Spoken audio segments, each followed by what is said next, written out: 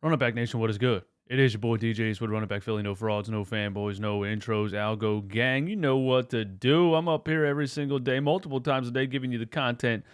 Just show your appreciation by hitting that little thumbs up. If you're not subscribed to the channel, that's fraudulent behavior. This is the No Fraud Zone. Hit the subscribe button and hit the notification bell so you don't miss any of these videos. We're going to talk about one of the things Daryl Morey said yesterday, and I have a question for you after we talk about what he said. I have a very important question that I need you to answer in the comments. But real quick, before we get into that, if you want to get into sports betting this NFL, NBA season, college football, whatever you want to do, there's no better opportunity than right now. You sign up for DraftKings using the link in the description of this video. Bet $5 on any game. Bam! They give you $200 in free bets. No questions asked. Instantly, you just get $200 in free bets. We're going to be doing a lot of parlays, building parlays with the subscribers because I love to do NBA parlays. I love to just pick 8, 10, 12 games and try to bang them all out, try to go green on every single one. It's a lot of fun. So if you want to join that, you don't have a DraftKings account yet, click the link in the description. Just bet $5 on any game. They give you $200. I don't think you could say no to that, man. Let's get into the video, okay? So here's what we got. Shout out to my guy, RB, of course, who covered the entire interview on a live stream. I was just watching that in my car driving home, and that kind of made me want to give my opinion on one of the things. And here's the thing that I want to give my opinion on. Daryl Morey had a quote in this interview that he did yesterday or 2 days ago that said this: "We don't need 5 years ago James. The biggest inflection point is we need Maxey to take another step forward." And this, I need some coffee before I digest this piece of information. Because I'm torn with this. Okay? Because I guess the question here is not what do the Sixers need more, because that's a question that anybody can answer, but it might not be possible. You understand what I'm saying? We can say you need this. Can you have that? You know what I mean? So I think the biggest question here that I want you to answer in the comments section is, who's more likely to be that? Okay, so we'll say all-star, right?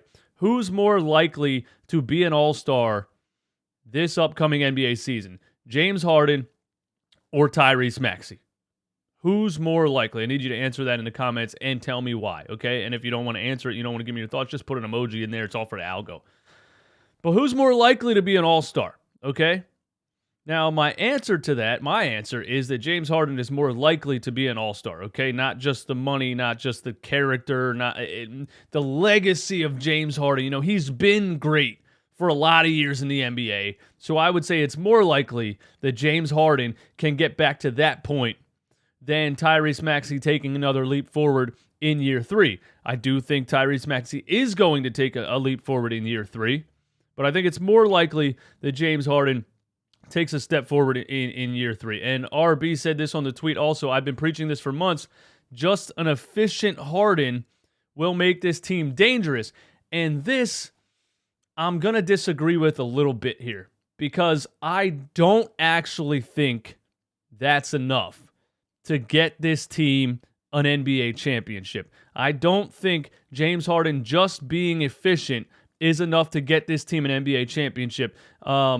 The reason I say that is that Joel Embiid has been struggling for a high-tier number 2 player next to him his entire career so far. And the whole Ben Simmons thing, delete that from our memories, right? Let's act like none of that ever happened.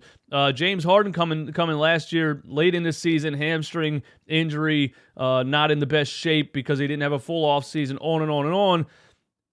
We thought he was that elite number 2 in the beginning. We realized he wasn't quite at that level last season. To win an NBA championship, especially Joel Embiid being a center, he needs an elite all-star level number 2. He needs a number 1B on the perimeter when he's in the paint. Every Shaq needs his Kobe. It's just the way it is. I don't think James Harden just being efficient is enough to get this team an NBA championship. I also want to say this. If we're talking about James Harden just being efficient, and still being good enough to win an NBA championship with this squad, then that's also putting a lot of pressure on Tyrese Maxey, because I think that's insinuating that, and Daryl Morey's insinuating the same thing. The biggest inflection point is we need Maxey to take another step forward. So I think if you're saying James just being efficient, we need Maxey to step forward, then you're saying Tyrese Maxey is the one that needs to be the 1B to Joel Embiid, and James Harden could just take a back seat. We talk a lot about Brooklyn James Harden, but don't forget Brooklyn James Harden just happened to have Kyrie Irving and Kevin Durant. It was only, 9 total games, but what I'm saying is he could take on more of that just facilitator, efficient point guard role because he hypothetically had those 2 stars on his squad. I think expecting Tyrese Maxey to be a 1B in year 3 of his NBA career is flat out insane, right? I don't think he deserves to have that amount of pressure put on him. I think James Harden, being a 10-time All-Star, having the legacy that James Harden has, should be the one with the pressure on him, should be the one that's expected to be that 1B, to be that all-star, to be that elite-level perimeter scorer that Joel Embiid needs. And Tyrese Maxey, year 3, take a step forward, but you don't have all that pressure on you. We should not be in years 7 or 8 of Joel Embiid, whatever it is, relying on a third-year player that didn't even hardly play his rookie season. That's all I'm saying there, okay? Now let's talk about what's more likely to happen. James Harden gets back to his elite level, because don't forget, hit the right button, Eastwood. James Harden talked about getting back to the elite level that he was once at. James Harden talked about altering his diet to get back to the elite level that he was once at. To me, that doesn't mean Brooklyn James Harden. That doesn't mean just being efficient. That means the elite level. And if that happens, if he even gets close to 5 years ago James Harden, in the words of Daryl Morey, he will be the 1B. He will be the elite, high-level perimeter scorer that Joel Embiid desperately needs. And then Tyrese Maxey is an out-of-this-world third option.